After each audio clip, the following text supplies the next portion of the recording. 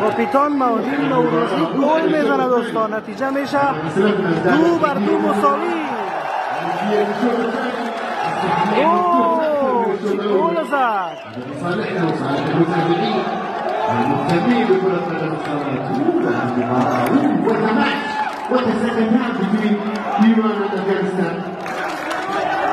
یا آقای شمسایی که اصلا از تیمش راضی نیست دوستا. به هر حال افغانستان 2 ایران 2 7 دقیقه به ختم بازی مونده.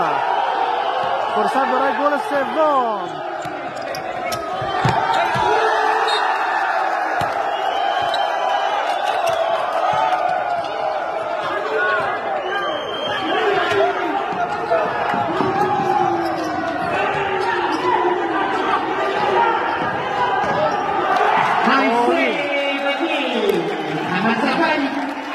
عالی از طرف سفری دوستا.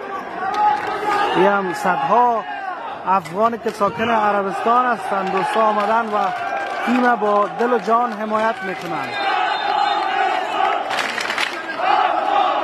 این ویدیو باید میلیونی ویو شود دوستا. میلیونی ویو. عالی است دوستا این بچه ها. دوستا لایک کامنت شیر یادتان نره.